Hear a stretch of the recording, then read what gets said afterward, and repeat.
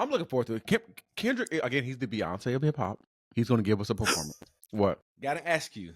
Speaking of SZA, what did you think about One of Them Days? I feel like here's the thing. The only real critique I have is that was the missed moment, Issa. She gave us a little Monica sample in there. Yeah. Like I was expecting it to be played in the background somewhere. The intro to the movie. Like, yeah. Just one of them. How people do on TikTok or my biopic would have been. Yeah, that should have been the opening credits of the darn movie. Bruh. That was the only I thought about that because I'm just like that would have been so freaking epic. But what did you think about I liked it. I understood what it was going to be when I walked in.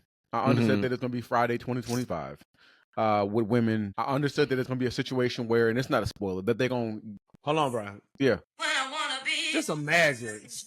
Intro. And it just drops. Like, come on. And you see Keke start going into the little diner. Yeah. The 90s. The 90s. Anyway, 90s. Okay, you walked in knowing what you was going to expect. It was going to be... it was basically Insecure in terms of the cinematography. They made LA look beautiful as always. You could tell that Issa had her hand in it as a producer in some capacity.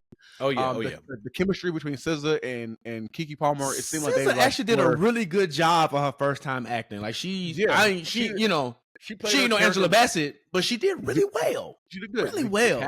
The casting was solid. They gave us, Unk showed up in it. Like it was made for us by us. So I really appreciated it. I love Keke Palmer. I love Keke Palmer. Keke Palmer is such a talent, such a generational talent. Yeah. Such a talent. And they even brought in Judd Apatow's daughter. Just perfect timing and placement. Like they brought the Latino girl who's kind of in that same vein of the dry humor comedy. Like they did a great job with the casting. The script was solid. I knew what it was going to be. I knew how it was going to end. But it didn't disappoint. It wasn't like corny. It was, to me, it was good. Not to me either. It was Insecure meets Friday. Yes, I would. Like if there was a Friday parody episode of Insecure, that's what that was in movie form.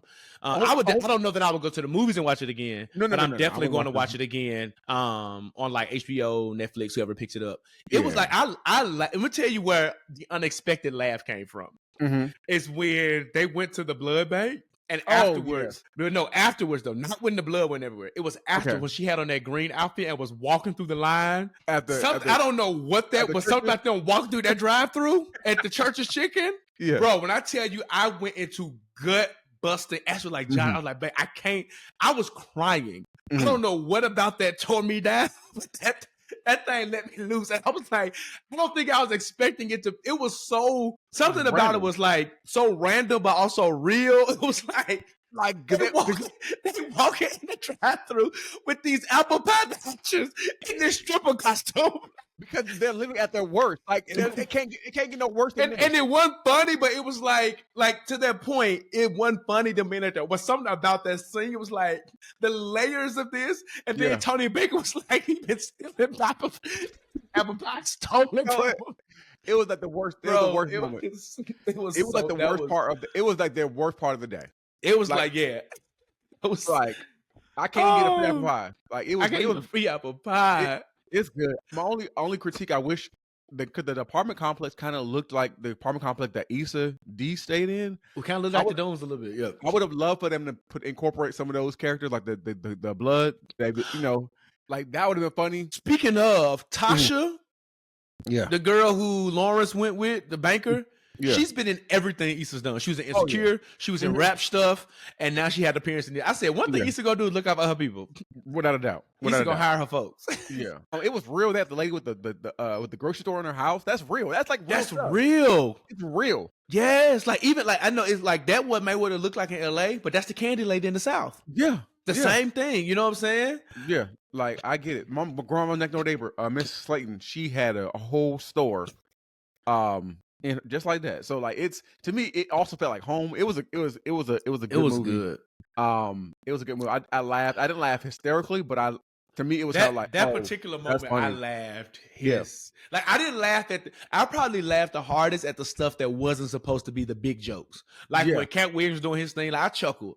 But like I said, that moment in the walk through that church's chicken line, laughed. There was a moment I laughed at that I thought was funny, but and it wasn't like a joke, but it was hilarious to me. And Lauren was like, "Why are you laughing at that?" To me, I can't remember what it was. That was the moments funny. I was laughing, and Ash was like, "Babe, you are really in it." She said, "This is your movie." I said, "Well, here's the thing about me. I don't know a lot of white actors' names and stuff like that. But one thing about Josh Rogers, outside of black cinema, I love either a white rom-com or a buddy comedy. So to have a really good buddy comedy with black people, just put me in my. Those are the type of movies I can watch when I need to like. In this, we talk about strategy. One thing that's going to bring me joy, and maybe I'll expand on it in pockets of joy, is like Hangover. All of Melissa McCarthy movies. You know what I'm saying? Like Vince Vaughn was at the Trump things. I don't know how I feel about him these days. But like those rom-coms and buddy comedies, bro, they're good to me. And this was that, and it was black as crap. It was so black. It was unapologetically black. And it was the #1 movie that weekend. It had 100% rating on Rotten Tomatoes. You know what I'm saying? Like Issa did like SZA got one of the #1 albums in the country right now. She had a #1 movie. She about to be on the Super Bowl, and she going on tour. Like, I love to see it win, sis. Like, it's so good. It's so good. This is the last question for real, because now you got me. Somebody asked Issa and Keke and them in an interview if they did a sequel and they added a couple of other women or people now Regina Hall is one of the folks that I think Issa said. Who would you want to see to appear or be in it? A woman or anybody really? It's gonna be out of left field, but Monique. I'm not mad at that. That's not out of left field at all. Like actually, Monique. She would bring an element. She would bring an element.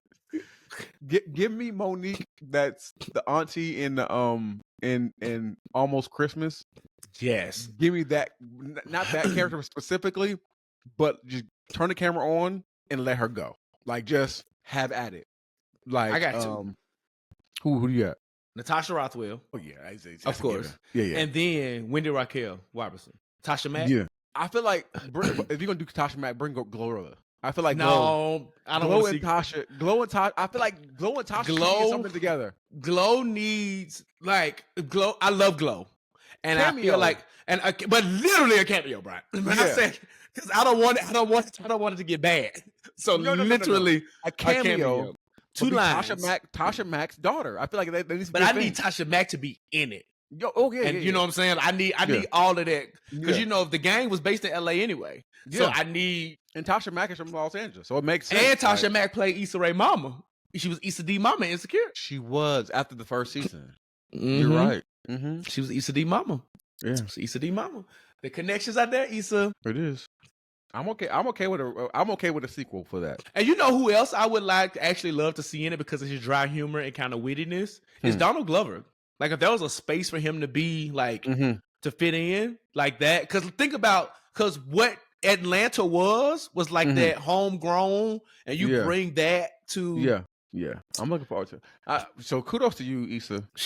Kudos. She doesn't do wrong in my opinion. This is Issa Rae stand account in my opinion. This is an Issa Rae stand account, man. It is what it is. All right. So song of the week. We've been here for a while. We needed this. Song of the week. This is way off. It's not on theme. You vibing out like me.